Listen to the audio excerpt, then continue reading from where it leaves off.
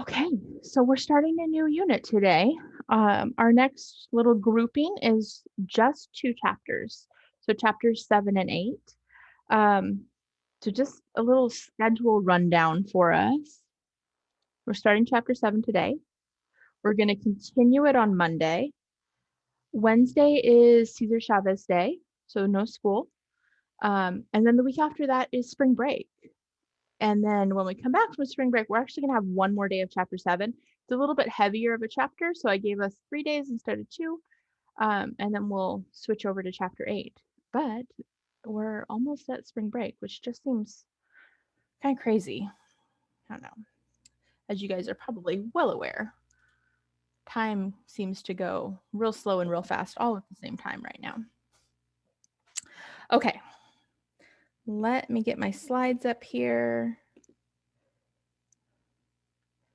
Let's do that and move my video. All right, now I'm excited to start this chapter because I feel like this is the start of organic chemistry. So I think that sounds kind of weird because we're pretty much at the halfway point in the semester.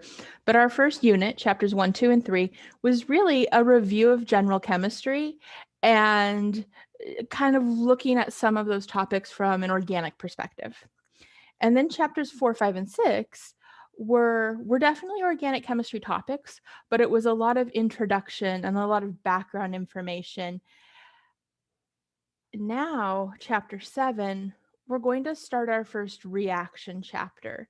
So we're going to look at reactions, mechanisms, and then all of the just all the things that go along with that. So the title of our chapter is kind of a long one: Alkyl Halides, Nucleophilic Substitution and Elimination Reactions. So almost all of our chapters from here on out are based off of a functional group and then the reactions we can do with that.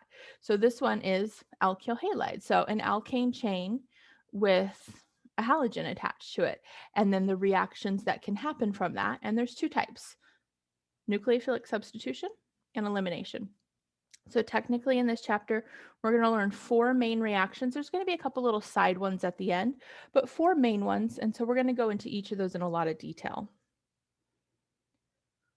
And we're jumping right in. So this is really a little summary of those 4 main reactions.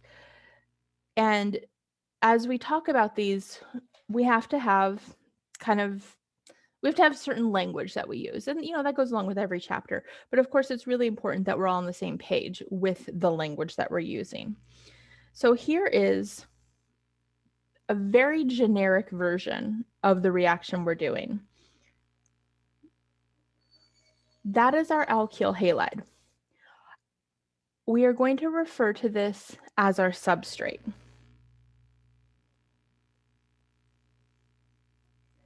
Now, really, that's just to give it a name so that we can talk about it. This isn't like a official word or an official name for it. And most books do use this. So if you're looking at other videos or other resources online, most likely you will see that word being used. It's called the substrate, though. So this is whatever our alkyl halide is. The halogen that is attached to our substrate, so remember we abbreviate halogens. If we're trying to just be super generic, we can abbreviate them as an X. So I'm just going to put that, let's see, we'll put it right over here. X is a halogen. We refer to that as the leaving group. So thinking back to our mechanism types, one of them was the loss of a leaving group. That's definitely going to come into play in these reactions. So our substrate contains a leaving group. And then what we're going to react that with, right here, it's labeled as Y minus. That Y minus can be one of 2 things. If we're going to go through a substitution reaction, that is going to be a nucleophile. So think of our nucleophilic attacks. And if we're going to go through an elimination pathway or elimination reaction, then that Y minus is going to be a base. So instead of a nucleophilic substitution, think of a proton transfer. And I know a couple of you have asked me the difference between a nucleophilic attack and a proton transfer, and honestly, there's no difference. It just, when we're doing a proton transfer, we're always involving a hydrogen, and we're doing a nucleophilic attack, we're never involving a hydrogen, but the idea is exactly the same. Okay, so there's two different possible reactions that could happen. If we're reacting this with a nucleophile, it's going to go through a substitution reaction. So if we just think about that word substitution, that means that we are getting rid of something and putting something else in. We're substituting something out. And so the reaction that's taking place is that the leaving group is going to leave, and the nucleophile is going to replace it. So in a substitution reaction, the leaving group is replaced with a nucleophile. That's the substitution that is occurring. In an elimination reaction, see, what color haven't I used? We'll go with red. In an elimination reaction, we're always going to end up with a double bond. So in our elimination reaction, we're going to create an alkene, always. The base that we start with, so remember that Y- is a base in this reaction, is going to become its conjugate acid. And then that's our leaving group. So in an elimination reaction, the X and the vicinal hydrogen, so remember vicinal means the carbons that are part of a double bond. So a hydrogen on one of those carbons is removed by the base, and we produce a new alkene. PowerPoint controls were my way down there. In the substitution reaction, I can't tell you what's produced because that Y, that nucleophile, can be all kinds of different things. So we can make alcohols and thiols and ethers, and really there's a lot of possibilities because we know what it takes to be a nucleophile, something with a negative charge or a partial negative charge, a lone pair. There's a lot of atoms or groups of atoms that fall into that category. So this is actually a really powerful reaction because it allows us to make a lot of different functional groups. The elimination reaction is also powerful because it's creating a carbon-carbon double bond. One of the things I mentioned a couple chapters ago is that when we just have a bunch of carbons bonded together, single bonds, they're really not reactive. We have to have something else attached to them that makes them reactive. So in this case, when we have that alkyl halide,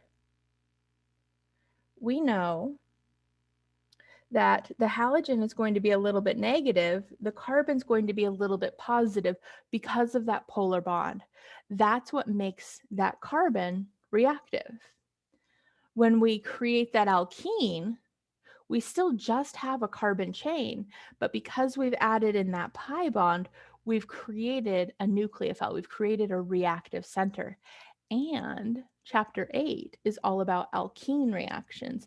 So that gives us kind of a little chain of reactions that we can create. All right, any questions on just our introduction here? Okay. So if we're doing a substitution reaction, we need to use a nucleophile. And if we're doing an elimination reaction, we need to use a base. But bases and nucleophiles have a lot in common. If we think about the definition between them, a nucleophile has something negative about it. Partial negative charge, full negative charge, a lone pair, a pi bond. Bases are hydrogen acceptors. So really, they need to have a lone pair, they need to have a charge. They have a lot, and technically a pi bond could fit there as well. There's a lot of overlap between them. So what this reaction down here is saying is that some reagents can do both jobs. A hydroxide, obviously that's a base. We know sodium hydroxide is a base. Think back to all the Gen Chem stuff. It's definitely the most common base we use as an example. But it can also be a nucleophile because it has that negative charge. So when our substrate over here goes through a reaction with sodium hydroxide, that sodium hydroxide can act as a nucleophile and go through a substitution reaction. So notice that the chlorine is gone, the chlorine has left, and we have this OH group in its place. Or if it acts as a base, our substrate will go through an elimination pathway. This is a little bit of a preview of the end of this chapter, but it says that part of our job is going to be decide which pathway our substrate will take. So we have to kind of think of it as that there's 4 pathways. 2 of them are substitution and 2 of them are elimination. We'll talk about what the 2 of each are as we go through this. But we have to decide which of those 4 pathways our reagents are going to go down. And one of the hard parts, and one of the things that students hate about this, is that there isn't always one right answer. And what I mean by that is there's probably going to be a major product.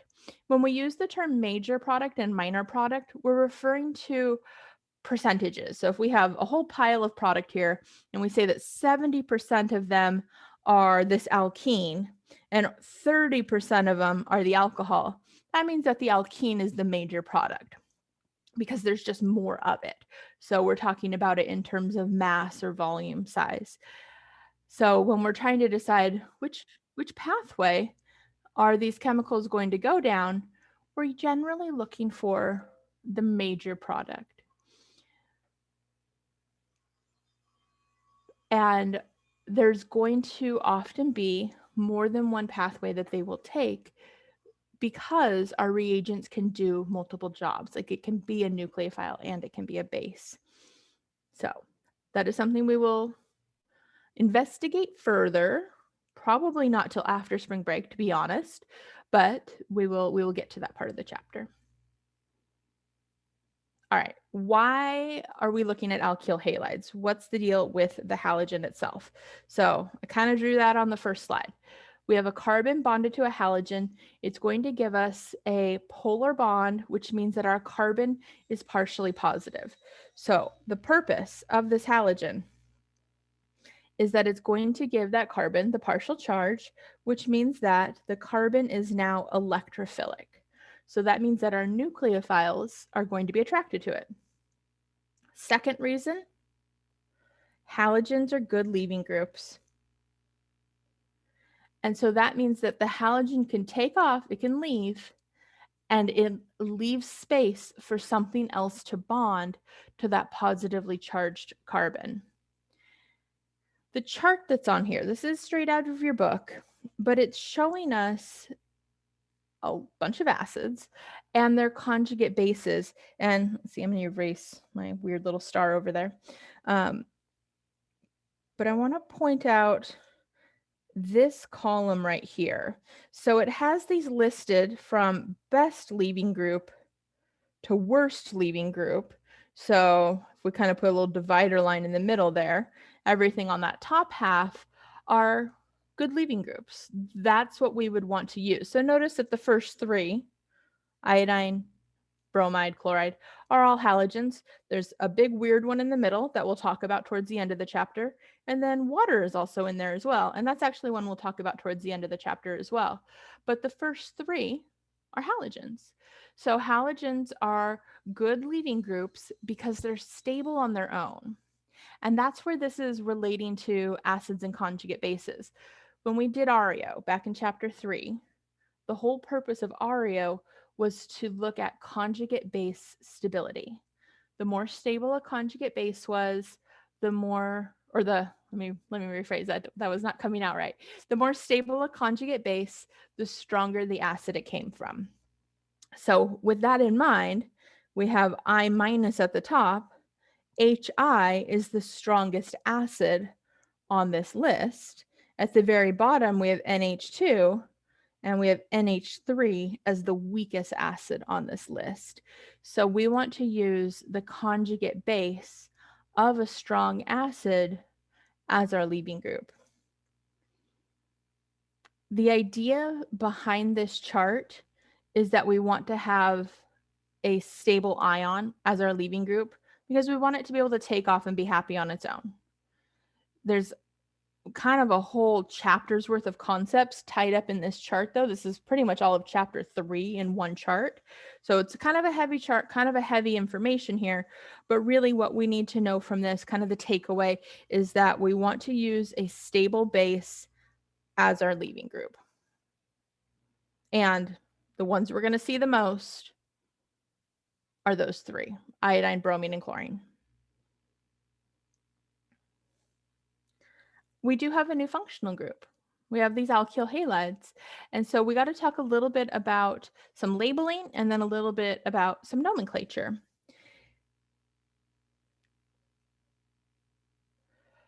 We use Greek letters a lot to label carbons, and we'll see this in a handful of chapters.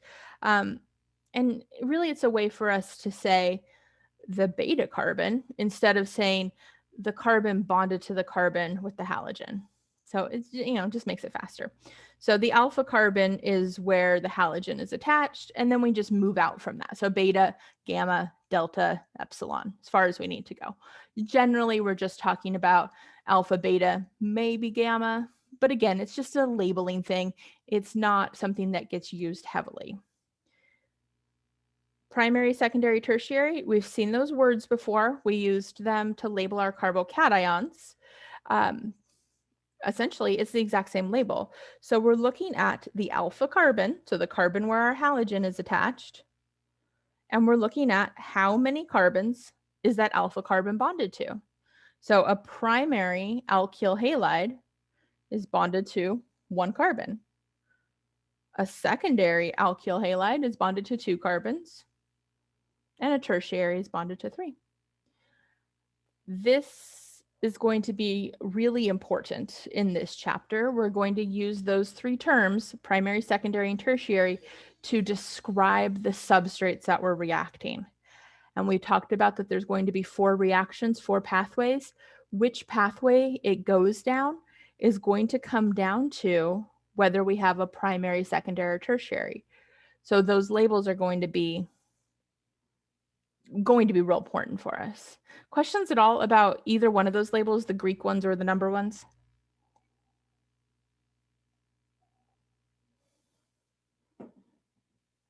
Okay. Looking at my own notes here, I think. Yeah, okay. Nomenclature. Now, we obviously learned how to do alkanes, cycloalkanes. We've added in some R's and S's to that. Pretty much every chapter, we're going to add to our nomenclature. What's nice, though, same rules as before. So we're always going to look for the longest parent chain. We're going to use the lowest numbers possible. We're going to put things in alphabetical order. Those rules aren't going to change. We're just going to add to them. So what we're adding in this chapter is we're adding in our halogens. And we name them by just changing the ending to O: fluoro, chloro, bromo, and iodo.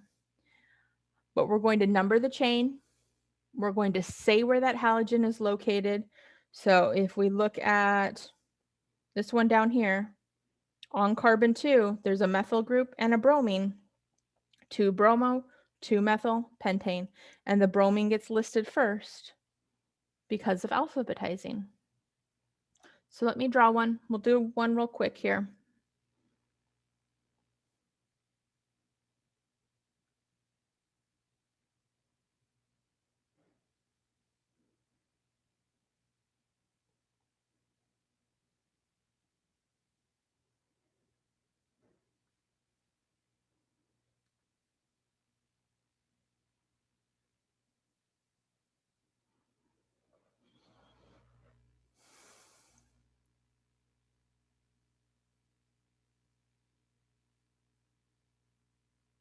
Should I number this left to right or right to left? Well, let me rephrase that to make it easier to answer.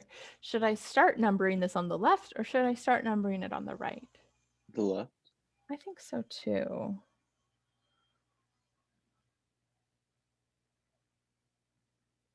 Because when we do it that way, our substituents are at 3, 4, and 5. If we numbered it from right to left, 1, 2, 3, yeah, we'd be at 4, 5, and 6. That would be one higher. Okay, so yeah, I'm happy with our numbers. We have 3 substituents. What's the substituent on number 3 called? Methyl. We got a methyl. What about number 5? Ethyl. And what about our new guy up there at the top? Iodo. Good. All right. So alphabetically, ethyl gets to come first. So we're going to say 5 ethyl, 4 iodo, 3 methyl, octane, and then right here in the front,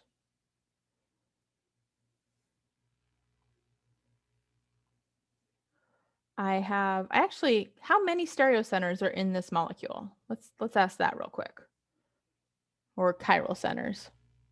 Try and stick to the same language. 3. There are 3. So actually, everywhere we have a substituent is technically a chiral center. Am I going to be able to figure out if all of those are R or S? No. Correct. So the only one we're going to be able to figure out is number 4. Even though 3 and 5 are both chiral centers, there's no dashes or wedges there, so we don't know which direction our little rotation would go.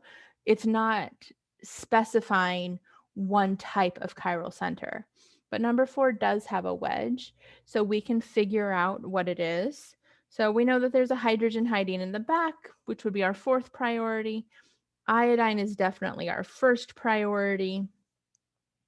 And then would carbon 3 or carbon 5 be the next highest priority? 5. 5. Good.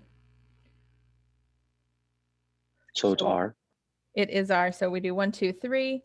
So it's an R. So in the very front of that name, I'm going to put 4R. So I need to put the 4 there because there is more than one chiral center.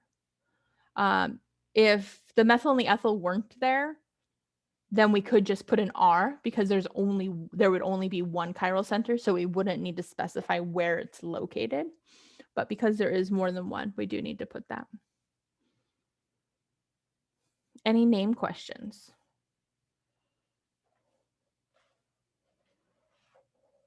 Okay. Not a whole lot different than what we've been doing. We've just added in one extra type of substituent, and we're just giving it the ending of O. So not a whole lot extra to remember there. So a little bit more on our alkyl halides, on kind of real world stuff. We see them all over the place. So the examples that are on here, DDT is a type of insecticide. There are also naturally occurring alkyl halides. The lindane, oh, that one's not naturally occurring. I lied. I jumped ahead. Lindane also would fall into the insecticide category. It's what you use to kill lice. So if you've ever had to use lice shampoo, that's what's in it. This guy is fluoxetine. So that's the generic name for Prozac. So notice the halogens on the end there. And then the one on the bottom, the cumulpoxane, that is found in the bubble snail that's in that picture. So that's our naturally occurring example, but it is a toxin in that snail. And then the last one on the list, which I actually don't really have a picture of, but synthesis precursors. So using an alkyl halide as essentially like the starting point for a larger reaction is really common because it's a good leading group and it makes that carbon reactive. So it means we can add something to that carbon and kind of continue down that chain as we do a reaction. All right, here's our first reaction. Now, before I actually talk about this reaction, I do want to talk about one little side thing. One suggestion I have for you as we start our first reaction is to create a reaction notebook. So whether you do that in like a composition notebook or do it digitally through OneNote or something like that, my suggestion is to write down every reaction we talk about and essentially do like a reaction per page. As we learn more chapters, the reactions build on each other. And when we're going to start doing things called a multi-step synthesis, meaning here's the starting point, here's this small molecule, and we want to build this much, much larger molecule, and it's going to take you 8 reactions to get there. You have to be able to utilize all these reactions in your toolbox. As you're putting these in your notebook, putting down the reactants, the products, the mechanism, and then things that you're going to learn about them. So stereochemistry, we're going to talk about something called regioselectivity, kind of just like little bullet point informations about each reaction. Or something else I was thinking. It just slipped right out of my brain. Oh, so having this information is not just going to be useful for this class. It's definitely going to be useful for second semester. The final at the end of second semester covers the entire year of organic chemistry.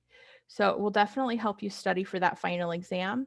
And then I have had students tell me after the fact that they used it when they were studying for their MCAT, because the MCAT does have an organic chemistry portion on it, of course. So this is my plea to you to get you to start one. They are very useful. So there you go. All right. Our very first reaction. It is called an SN2 reaction. So most of the reactions we're going to look at have some kind of name. Some of them are literally going to be like something like the Michael reaction. That's something we'll learn next semester. And then some of them are named more based off of what's happening, which is what this one is. So it is called the SN2 reaction.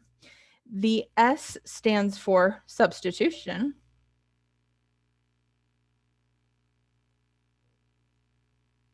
The N stands for nucleophilic. And the 2 stands for bimolecular.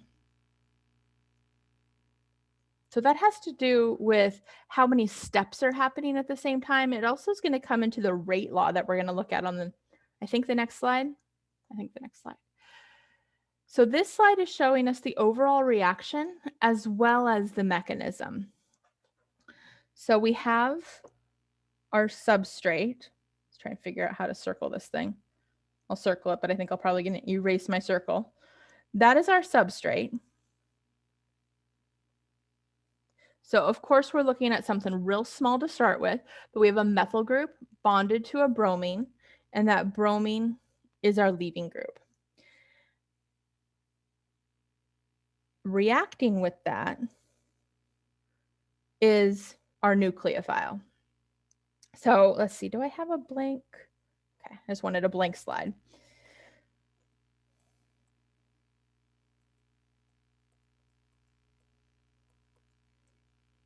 So I often write out the reactions just kind of as generic as possible, but we have our nucleophile and we're reacting it with our substrate.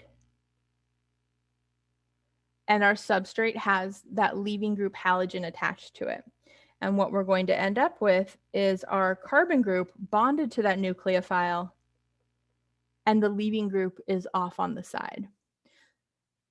The mechanism for this, I'm going to go back to the slide I was on. Let me erase my crazy circles. So the red arrows are showing us the mechanism.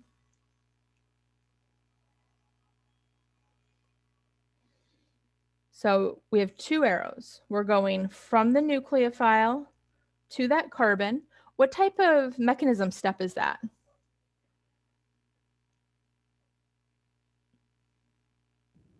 Nucleophilic attack. It sure is. And then the second arrow, we're going from that bond right onto that bromine. What type of mechanism step is that? Loss of a leaving group. Exactly. So I mentioned when we learned those mechanism steps is we're just going to keep seeing those over and over again. So here's a perfect example of that. So when those mechanism steps happen, we're going to form that new bond between that carbon and the nucleophile. So in this case, our nucleophile is a hydroxide. And I don't know why our bromine has weird lone pairs on it. It should have a full set.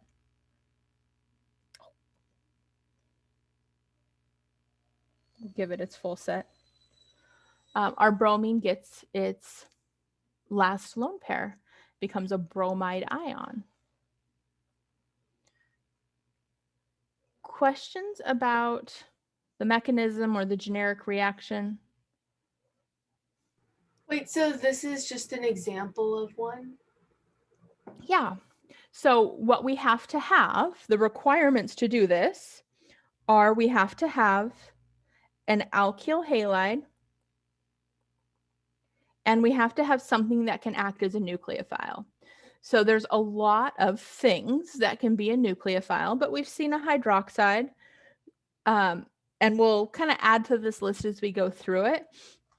But really, there's a lot of atoms or groups of atoms because it's anything with a negative charge or anything with a partial negative charge can fit into this category.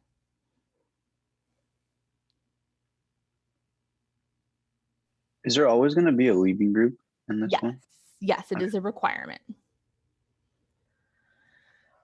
Now, the two in this SN2 reaction is that it's bimolecular. So that means that that nucleophilic attack and loss of a leaving group are happening at the exact same time. And so this mechanism is called a backside attack. And the reason it's called that, so here's our transition state over here. Remember, a transition state is when we're at the top of our activation energy peak. So it's the highest energy. It's when the bonds are partway broken, partway formed. And so in this picture, the bond between the carbon and the oxygen is halfway forming, and the bond between the carbon and the bromine is halfway breaking. And so the reason why this is called a backside attack is because our nucleophile is going to bond to the carbon on the opposite side from where the leaving group is. They're both negative things, whether they're full negative or partial negative, they're both going to be some type of negative, electronegative atoms. And so they're going to repel each other. So the new negative thing doesn't want to have repulsion with the old negative thing. So it's going to bond to the carbon on the opposite side that our leaving group is attached to. The reason why this is important is because we're going to get inverted stereochemistry. So as that OH group bonds to the carbon, notice that those three bonds in the middle, they're kind of standing straight up. So the wedge and the dash are coming out at you and going away from you. And then there's the straight line one. So it's kind of like a sideways Y right now. It's going to push those three bonds away from the OH once that bromine leaves. So let me show you on, I think the next, maybe not the next slide. I think in 2 slides, we're going to look at some pictures of that. Well, let's do it now. And we'll go back to the other one since we're talking about it now. We're going to look at this bottom little cartoony picture first. So this is our nucleophile. This is our substrate. The orange is our leaving group. So this first little step is representing the nucleophilic attack, that OH is bonding to the carbon. This is our transition state. So see the little double dagger there? Remember we talked about that, I think last chapter, but recently. And so we have that carbon-oxygen bond is kind of at that halfway forming point, and the carbon leaving group, carbon halogen bond, is at the halfway breaking point. And if we pay attention to the other things attached to that carbon, so these three substituents, so notice in that first structure, they're all kind of pointed away from the leaving group. They're in that tetrahedral formation. And then when we're in the transition state, they're all pointing straight up and straight down. They're still spread apart, but it would almost be like we're in a trigonal planar type of shape right now. Then once our leaving group leaves, so here's my leaving group, here's my nucleophile that is now attached. Look at those three things now. They're now pointing the other direction. So they went from pointing to the left to being straight up and down to now pointing to the right. I think the way that I was taught this and the way that I kind of picture in my head is to think of it like an umbrella that's turning inside out. So you have your umbrella and then it goes straight and then it flips inside out. If you ever had an umbrella on a windy day, especially if it's a crappy umbrella, it may have done this to you at some point. Maybe this is just where I grew up and I had umbrellas all the time. So this is why it's happening. The nucleophile and the leaving group want to be as far away from each other as possible, and those other groups attached to the carbon just kind of get pushed around in the process. How we represent that when we draw it out is like this. So in the first picture, we have our R2-bromobutane. So we have our substrate. It has its leaving group attached. We're going to react it with our nucleophile. Now, our leaving group has broken off. Our nucleophile is now attached. This does have the name here. It's an alcohol. We haven't learned how to name alcohols yet, but it is telling us that it's now the S configuration. Now, the way these are drawn is completely correct, but we could draw this out in probably a little bit more simple way. Bromine. There's my nucleophile. There's my product. So I'm going to go back to this. So this was just my super generic slide. So I'm kind of writing this out like you might want to write out your reaction notebook. We have the reaction. For the mechanism,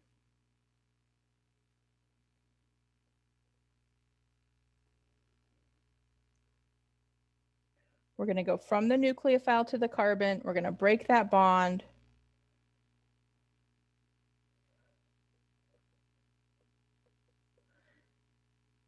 We get that. And then the other thing is you might want to put in, or you should put in, some extra information about it. For example, something about the stereochemistry. And what we just learned is that our product is going to have inverted stereochemistry. So if we start with our leaving group on a wedge, our nucleophile will now be on a dash, or vice versa. So the way that I have it drawn here is probably the easiest way to represent this. We had our bromine on a wedge coming out at you. The alcohol comes in from the back, so the leaving group leaves, and so now our alcohol is attached in a dashed position. The way that it's drawn below that obviously works. It's correct, but it's not the easiest or the fastest to draw on your piece of paper. Okay, a couple other words on this page that we need to talk about. I'm going to erase my big circle I drew. Tend to get a little crazy with my circles. There's kind of a disclaimer here. If the leaving group was attached to an asymmetric center, and remember, asymmetric center is the same thing as a chiral center, a stereo center, then it will have inverted stereochemistry. So if we started with something like this, there aren't any chiral centers in that molecule. So attaching a new nucleophile to that carbon, it doesn't matter if we draw it as a dash or a wedge because it didn't start as a chiral center. So that rule, that inverted stereochemistry, is only really important if we start with a chiral center. The second word that's on here, or the second bullet point, is that this is a stereospecific reaction. So we're going to have a couple labels, a couple vocab words in here relating to the outcome of a reaction. Stereospecific means that the stereochemistry of our products depend on the stereochemistry of the reactants. So if our bromine is in a wedge, our product will have the nucleophile on a dash. That dash happens because of what our reactants looked like. So underneath here, I'm just going to put that this is stereospecific.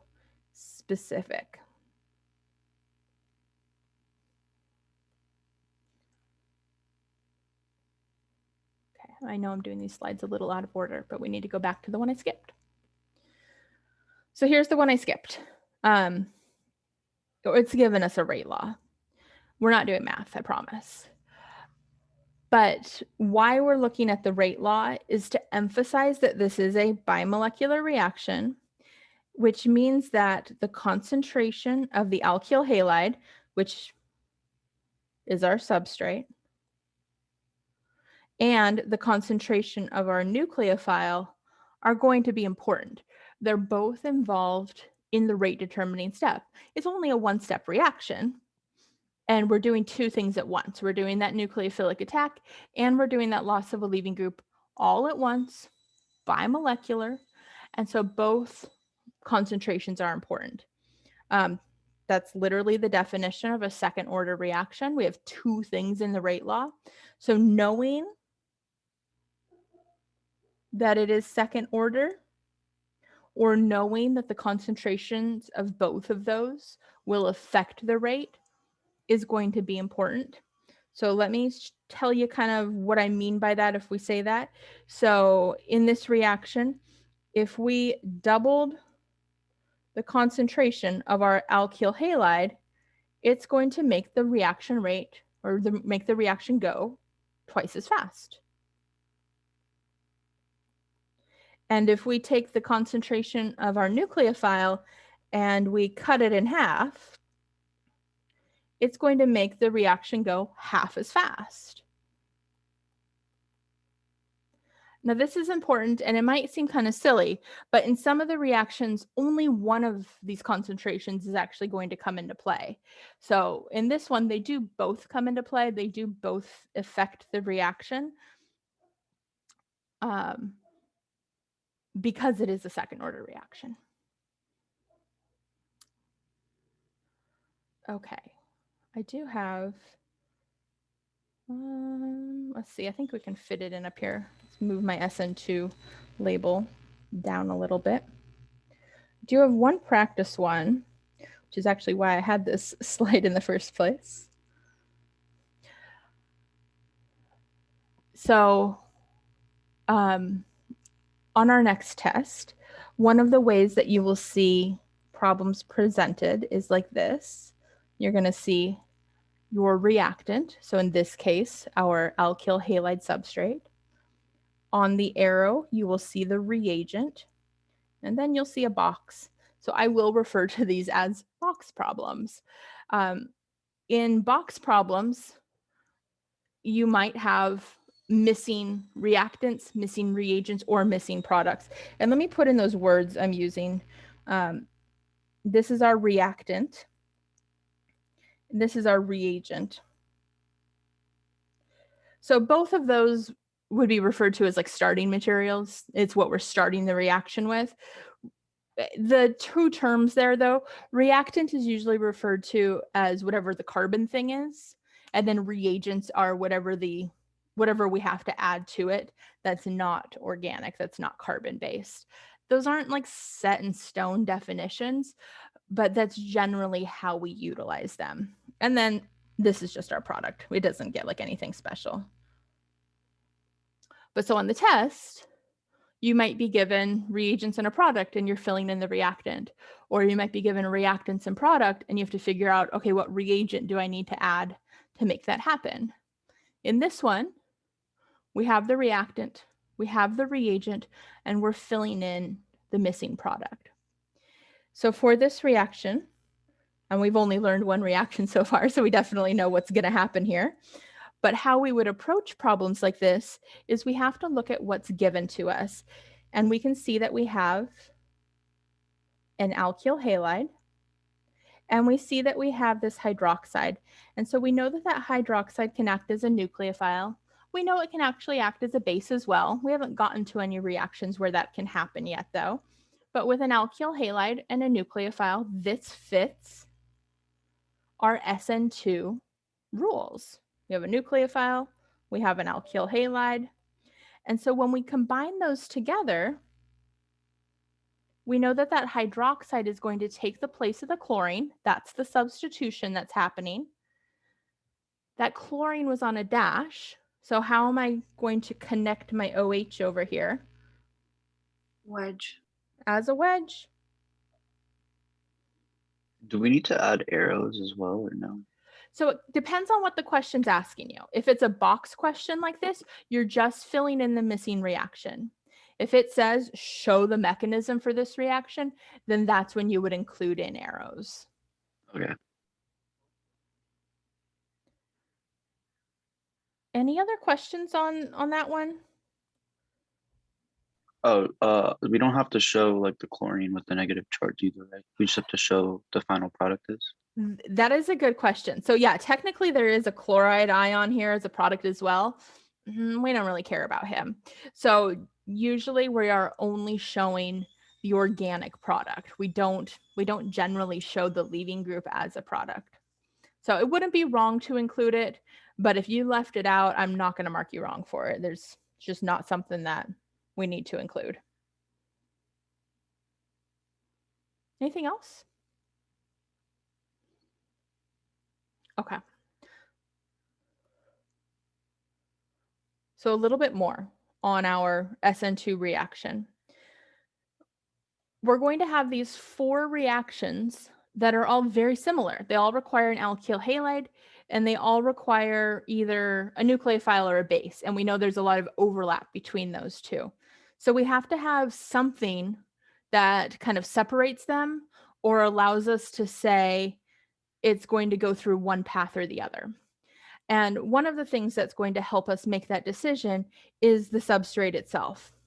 And what we're looking at on this kind of busy table is we're looking at a methyl substrate, primary, secondary, and tertiary. And this is going through an SN2 reaction. So we're starting with an alkyl group attached to a bromine. So the bromine is our leaving group. We're reacting it with an iodide nucleophile. So here's our new product. There's our leaving group. It's telling us that we're an acetone, so that's our solvent. It's telling us that we're at 25 degrees Celsius, excuse me, which isn't terribly important for this, but it's essentially just saying that these were all under the same conditions. And what we're looking at is how fast the reaction is going. And in the relative rate section, the primary is just set at 1. So when it says relative rate, it just means that something was set at the standard value, and then everything else is just compared to that.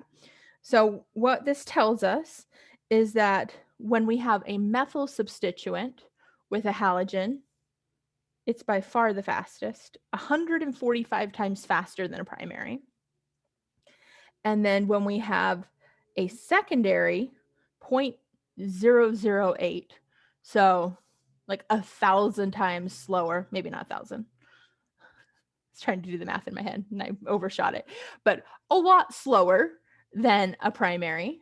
And then tertiary is just listed as negligible, meaning that it was just so slow that it couldn't be measured. So we're going to put no reaction for this one down here. And for secondary, we're just going to put slow.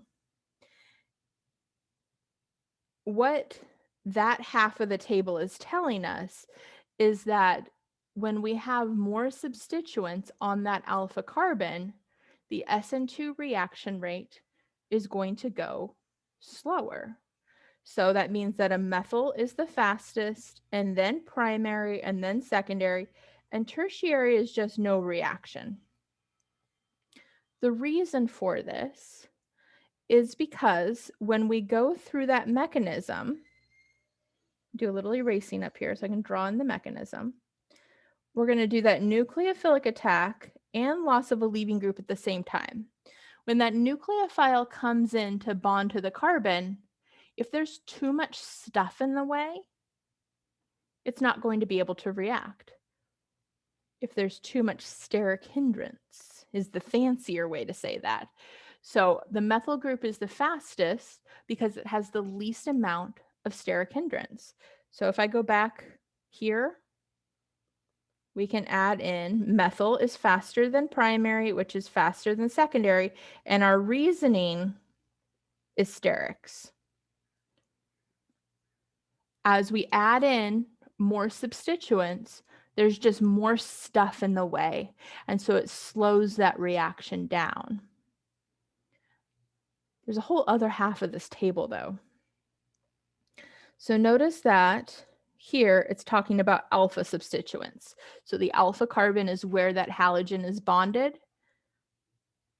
Over here, we're talking about beta substituents. So these are all, everything on this chart here are all primary alkyl halides. So if we look at that alpha carbon going all the way down, that was a bad circle. If we look at that alpha carbon going all the way down, each alpha carbon is only bonded to one beta carbon. What this is comparing, though, is how many things the beta carbon is bonded to. So this beta carbon doesn't have any additional substituents. 1 substituent, 2 substituents, 3 substituents. And so what this is telling us is that as we add more substituents on even the beta position, it's getting slower. So when we say that the methyl is the fastest and then primary and secondary, and our reasoning is sterics, that's not just at the position where the reaction's happening. That's not just the alpha carbon. This is at the alpha and the beta carbon. So as we add on bulkier groups to right where that carbon is reacting or the next door neighbor, it's just going to make the reaction slower and slower. And if we see that last one, that's really, really slow compared to that first one. I think I said everything on here. Let me double check. Beta, yep. Check my own little notes over here. Oh, my own notes literally just say the word substrate. My own notes help nobody. Okay, so moral of the story on this slide is more stuff in the way, slower reaction. Questions at all about our substrate?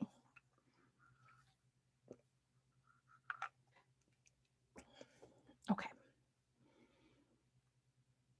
So what about the nucleophile? So we have these two things reacting, the substrate and the nucleophile. We've talked about almost, well, not almost anything, a lot of things can be a nucleophile. This is giving us an idea of what nucleophiles are stronger or weaker. And it's a measure of, and I always feel like this sounds like a made-up word, but it's a measure of nucleophilicity, which is really just saying how good is this atom or these groups of atoms, how good are they at being a nucleophile? So a nucleophile has some kind of negative charge, full negative, partial negative, lone pair. So how strong is that charge? For an SN2 reaction, we want to use a strong nucleophile. So I'm going to add that to my list, my little starred list over here. So the best reaction would be to use a methyl substrate, so a CH3 with iodine, if you remember, was our best leaving group. And if we want to use a strong nucleophile, I'm going to go back to that here. We have a list of potential strong nucleophiles, but the one that we keep looking at, hydroxide, is on that list.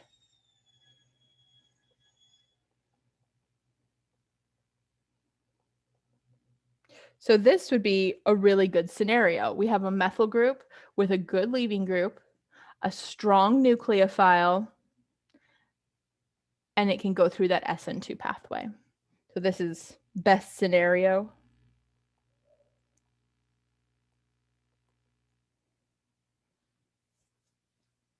Okay, I'm going to go back to my nucleophile slide.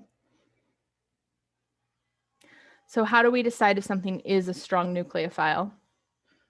Charge. So notice that everything in that strong nucleophile section has a negative charge. And everything in the weak nucleophile section is neutral.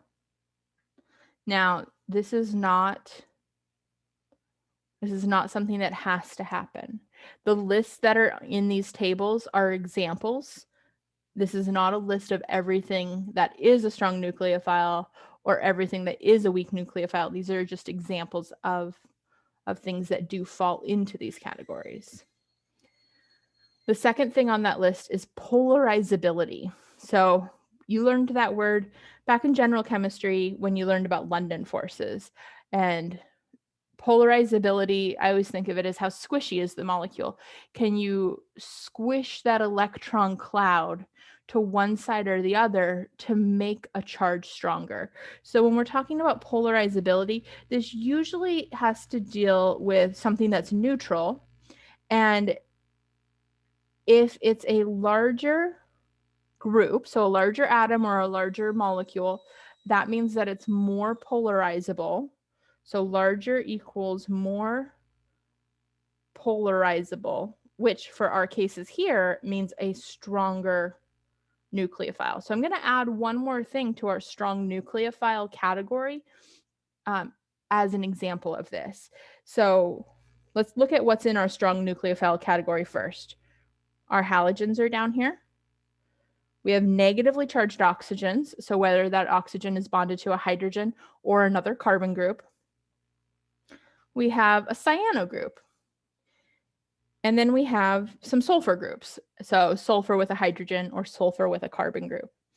The one I'm going to add down here is sulfur that is neutral, so RSH. The reason why this gets to fall into the strong nucleophile category, even though it's neutral, is because sulfur is a larger atom than oxygen. And so because it's a larger atom, that makes it more polarizable. And so that's going to allow it to be a strong nucleophile, even though it's neutral. So up here, I put that our strong nucleophiles need to be negatively charged. Well, let me rephrase that. Generally, our strong nucleophiles are negatively charged. That's still the case. Generally, they are. But of course, there's always exceptions to everything. So in our weak nucleophile, we have our oxygens that are neutral. So it's the same, these two things, but with a hydrogen added. So water and alcohols.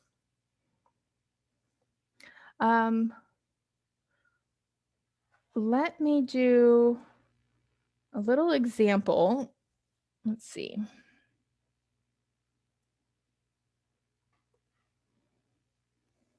So what would our product be if that was our substrate and that was our nucleophile?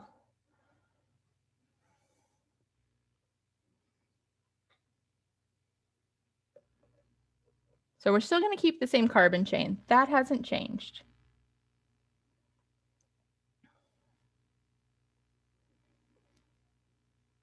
The chlorine is our leaving group, so we know the chlorine is taking off. No, it's leaving. This negatively charged sulfur with the methyl group is our nucleophile.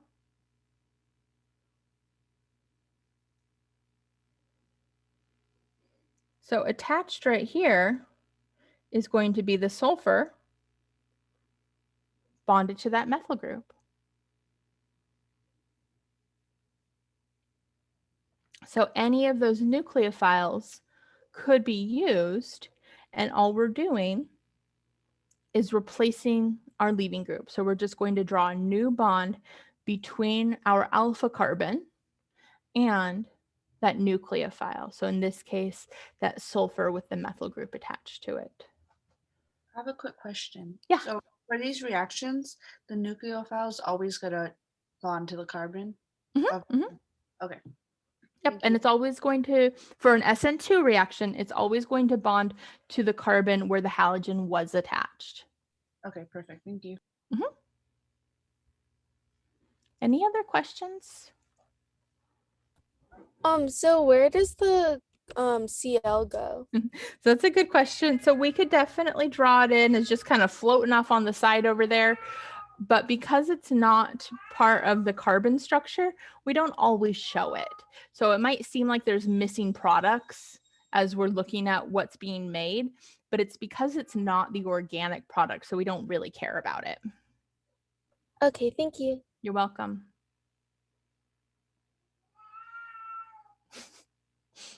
Any other questions? Yeah, so is this a nucleophile because of the S bonding to the CH3? It's a nucleophile because it's a sulfur actually, but it's because we have a sulfur that has a negative charge, that's going to make it an even better nucleophile. So it doesn't have to do with the methyl group, because this could be a sulfur just with a hydrogen, or a sulfur with an ethyl group, a sulfur with anything attached to it. It's the sulfur itself that makes it the nucleophile. Thank you. Mm-hmm. Anything else?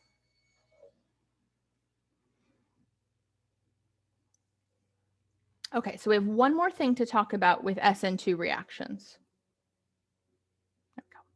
And the last thing is solvent. And so this slide isn't specifically for SN2. This is just about solvent in general. And then we'll look at how that affects our SN2 reaction on the next slide. Solvents are what the reaction is happening in. So in general chemistry, we learned that a solution is made up of a solvent and a solute. And that's obviously still true, but how we use a solvent in organic chemistry is we kind of use it in a different way. We use the term in a different way. When we want to mix two chemicals together, we can't just mix those two together. We have to give them some type of liquid to move around in. And you did this in general chemistry also, but in general chemistry, almost everything you do is aqueous. It's almost all water-based. And we actually don't use water as a solvent very often. So if you think back to experiment number 3, when you looked at solubility, you found that a lot of organic molecules aren't soluble in water. So water isn't going to always be the best option for us. We can divide solvents into 2 main categories, polar and nonpolar. So nonpolar, hexane, benzene, pretty much just carbon things. Polar solvents get broken down even further into protic solvents and aprotic solvents. So when we use the term protic, it sounds like proton, so hydrogen. And so protic solvents are capable of hydrogen bonding. So notice all the hydrogens that are highlighted in red. Those hydrogens are attached to either an oxygen or a nitrogen. So remember, our rules for hydrogen bonding is that we have to have a hydrogen that's bonded to an oxygen, a nitrogen, or a fluorine. So that means that all of these hydrogens are capable of hydrogen bonding. So we have water, methanol and ethanol, ammonia, and acetic acid. Polar aprotic solvents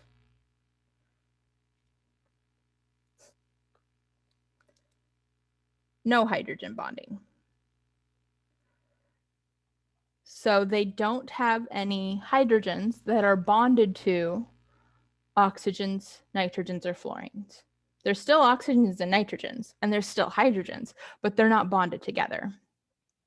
So let's look at some of the names over here. Acetone, and then we have a bunch of abbreviations. So if you start your reaction notebook, I would save the last couple pages for abbreviations. We really like our abbreviations in chemistry. So there's 3 on this page already. DMF is dimethylformamide. So that's the molecule there.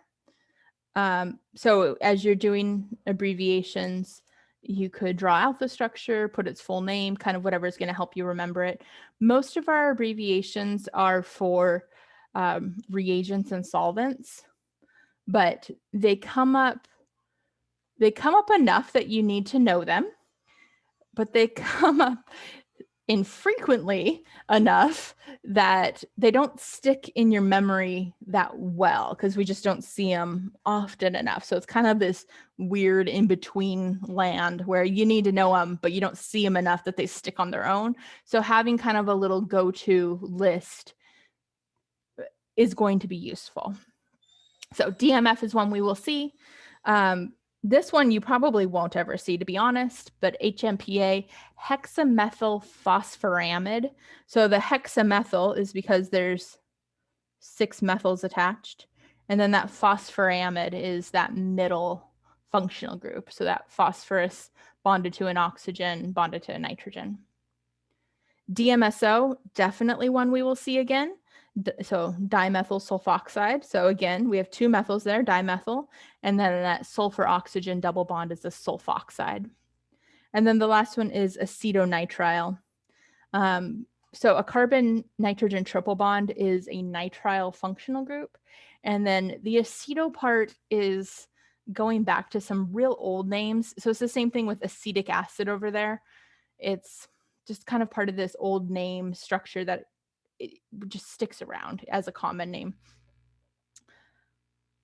So we have 2 main categories of solvents, polar and nonpolar. And then within our polar category, we have protic and we have aprotic. The difference between these, besides just the fact of whether they can or can't hydrogen bond, is what they're going to do to our reactants and our reagents. When we have a protic solvent, so it has these hydrogens that can hydrogen bond, but that also means that it has all of these electronegative atoms, so either oxygens or nitrogens, that are going to be partially negative. So when we have a protic solvent, it can stabilize the cations because we have oxygens and nitrogens that are partially negative, and the hydrogens can bond to the anions, which would be our nucleophile. So that means that we have something that can bond or at least be attracted to positively charged things and negatively charged things. The aprotic solvents can stabilize cations. In each of those structures in that polar aprotic section, there's something that is partially negative. So oxygens, nitrogens, actually that's it. There are phosphorus and sulfur in there, but they're too surrounded to really be able to participate in anything. So oxygens and nitrogens. So really the difference is whether or not they can stabilize an anion or not. So because our protic solvents can hydrogen bond, that means that they can stabilize anions. And our polar aprotic ones can't. All right, why do we care about this? When we do this SN2 reaction, we want to use an aprotic polar solvent. The energy diagram that's on here is showing us our activation energy using either a polar aprotic solvent or a polar protic solvent. The polar protic solvents are going to stabilize our nucleophile. Our nucleophiles are negatively charged. The protic solvent can help stabilize that. We don't want that to happen though. If the nucleophile is stabilized, look at how big that hill is. So if it's making them more stable, it's putting them at a lower energy level. We don't want them stable. We don't want them at a low energy level. We want them to be more reactive and at a higher energy level so that it makes the reaction easier to happen. It makes the reaction go faster. So a aprotic polar solvent. So I'm going to go back right here. And we're going to add to the bottom of this list that we want to have a polar aprotic solvent. So the one that we often see for this is acetone or DMSO. Those are probably the two most common ones. And you would just see it written on the arrow or underneath the arrow. So right here, we would put DMSO, DMF, acetone. And that's just telling us what the solvent is. You will also see the reactions just written without solvents though too, because the solvent isn't participating in the reaction itself. So it's not something that has to be included, but it may be included just to give you more information about how the reaction is taking place. So it's kind of a toss-up as to whether or not it's included in that reaction or not.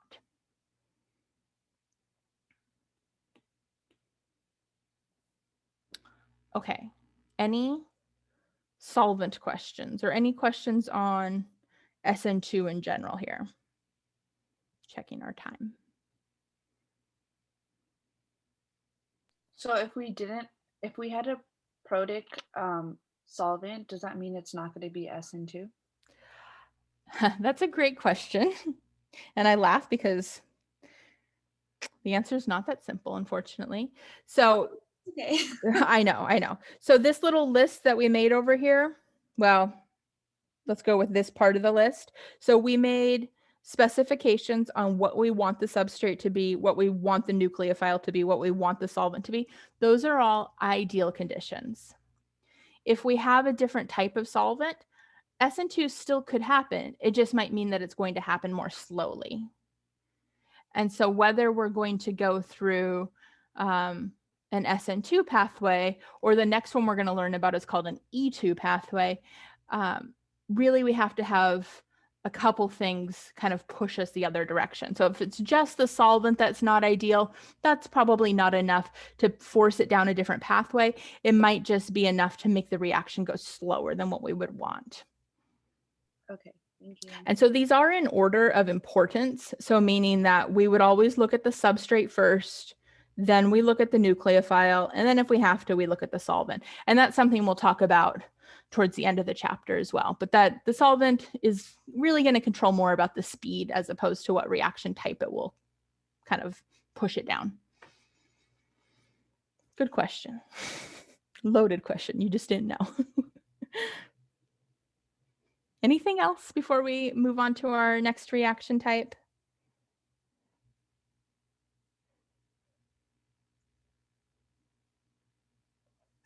Okay.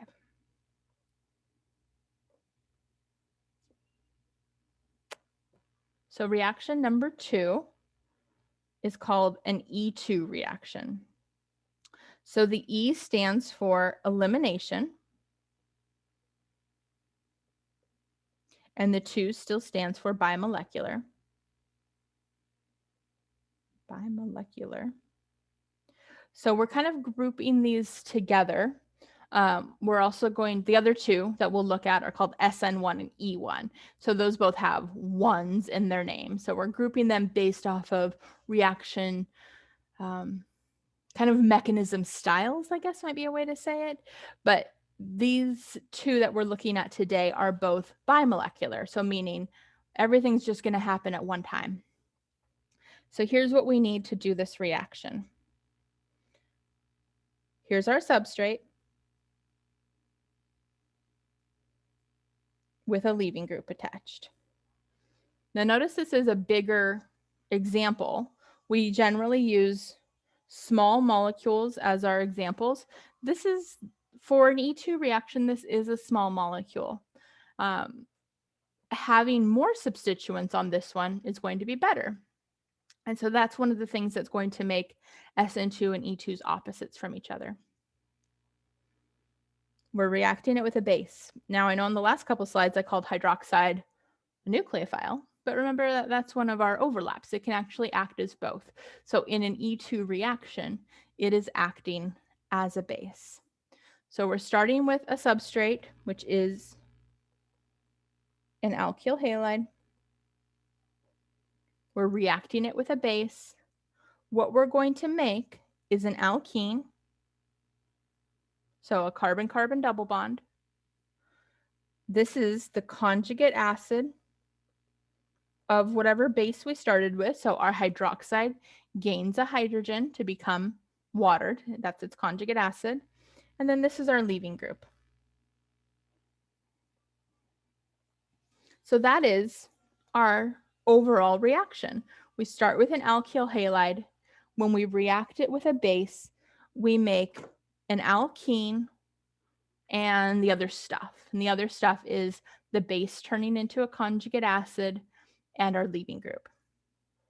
Underneath that, with the red arrows, is our mechanism.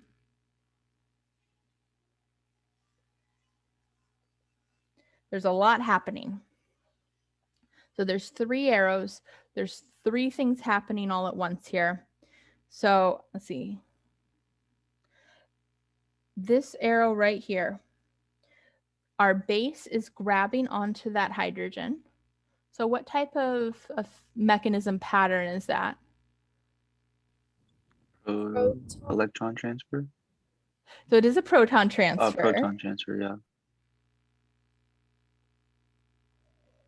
And one of the things we learned about proton transfers, especially when we're doing a deprotonation, is we generally need 2 arrows because that hydrogen's bonded to our substrate. So we have to break that bond. So this arrow right here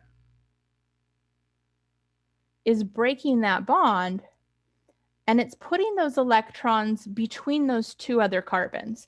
So see, I'm going to give this a couple labels. This is our alpha carbon. Now, technically, there's 3 beta carbons, but we're only focusing on one of them because that's where all the action's happening. So here's my alpha carbon. Here's my beta carbon. So when this reaction happens, we're removing a hydrogen from a beta carbon, and we're going to get a new double bond between the alpha and the beta carbon. So hydrogen removed from the beta, and we're going to get a new pi bond between the alpha and the beta. We can't just do that double bond though, because then the alpha carbon would have 5 bonds going to it.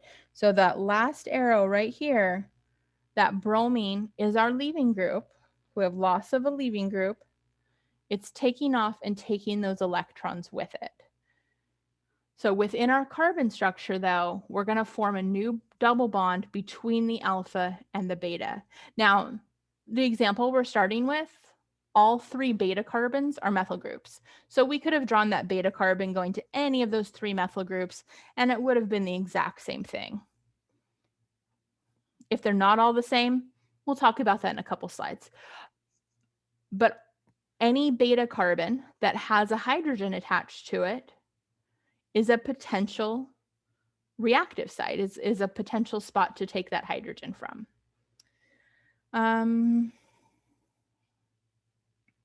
That transition state is bimolecular, so meaning there's a couple things, 2 things involved.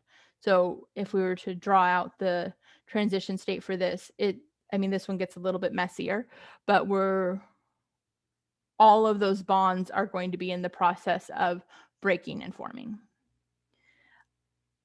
New word down here. Regioselective. So we talked about stereospecific. Regioselective is looking at reaction locations. So in this specific example, every beta carbon is a methyl group, and I said that we could have drawn that double bond going to any of them. When we don't have all that symmetry though, there's going to be more than one possible product. The more stable alkene is going to be our major product.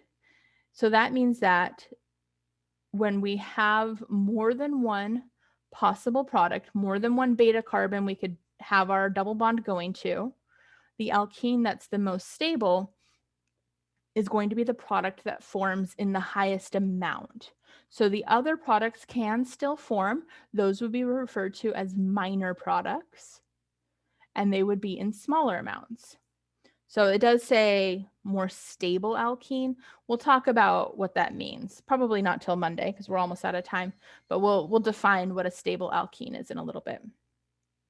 Of course, this has more than one name, so we will be referring to it as an E2 reaction. If you're looking stuff up about this, trying to find videos, here are a bunch of other names for it. Dehydrohalogenation. So because we're removing a hydrogen and a halogenation, that's where that name comes from. Beta elimination. So elimination because we're losing the halogen and we are losing a hydrogen from that beta carbon. And then a 1,2 elimination. So this just means that two carbons that are next to each other are going to form that double bond and they're each losing something, a hydrogen or that leaving group.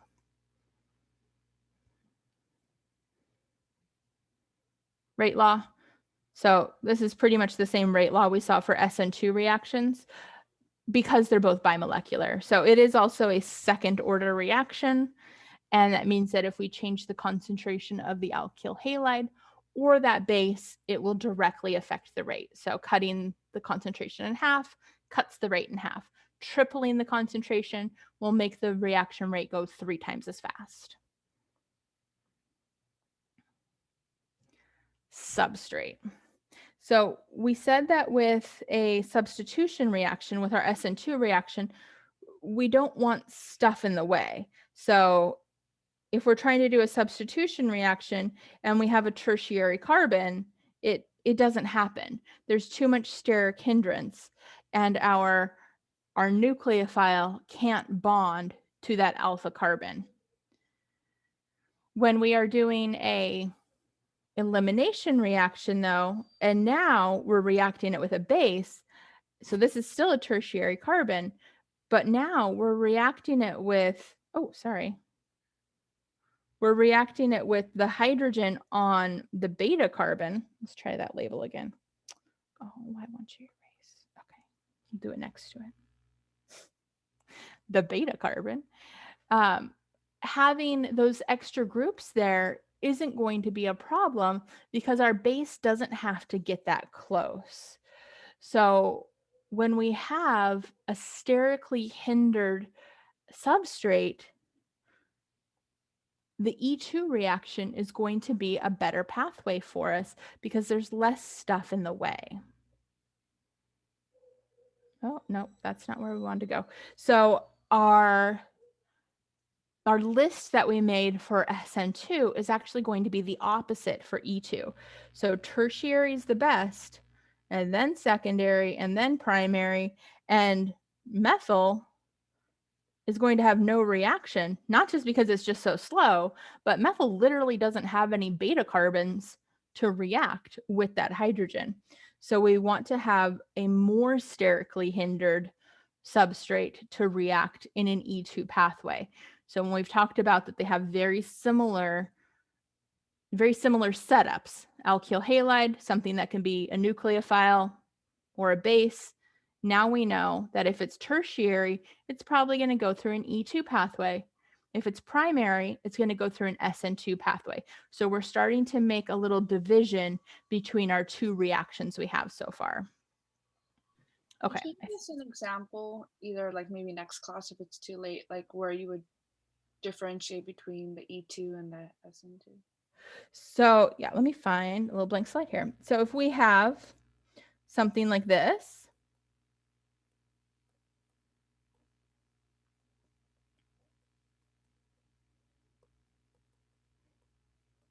our little boxes, and we want to fill in the products, we have to look at where our halogen is attached. So we have a primary carbon, we have a tertiary carbon, and that's going to be our first deciding factor. Because it's primary, we know that it's going to be more likely to go through an SN2 pathway. And because it's tertiary, it's going to be more likely to go through an E2 pathway. And I know that the language I'm using, saying more likely, is real generic and kind of annoying, but it's because you just can't say always and never. It just doesn't work that way in chemistry. So we're looking at what type of substrate we have. They both have the same reactant, It's a hydroxide. We know that that's a strong base. We also now know it's a strong nucleophile. So that doesn't really help us either way. But so for that first one, we can go through that SN2 pathway. The hydroxide replaces the chlorine. And for the second one, and we'll do more examples of elimination next time. There's my beta carbon. We're going to form a double bond between that alpha and that beta carbon. So looking at that substrate is going to be our first deciding factor. And we have I think it's an entire section at the end of the chapter too that helps us make those decisions as to which pathway it's going to go down. But there's a good little starting point for us. Anything else? I think we're at our time. Can you explain how that's tertiary? 1, 2, 3. It's bonded to 3 carbons. Does that make sense? Do you see that? Yes, thank you. And then the other one? 1. So we're just looking at how many carbons that specific carbon is bonded to. So we're looking at the alpha carbon.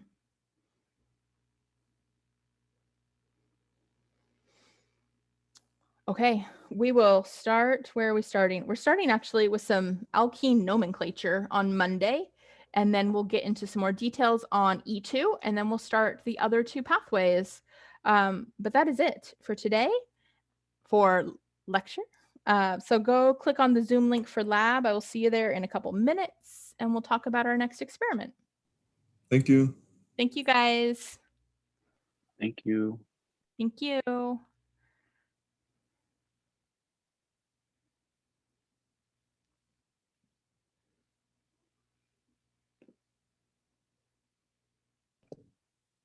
Hello. So I had a quick, well, not super quick. I can wait if Jocelyn has a question. Jocelyn, did you have a question? Go ahead. All right. So hopefully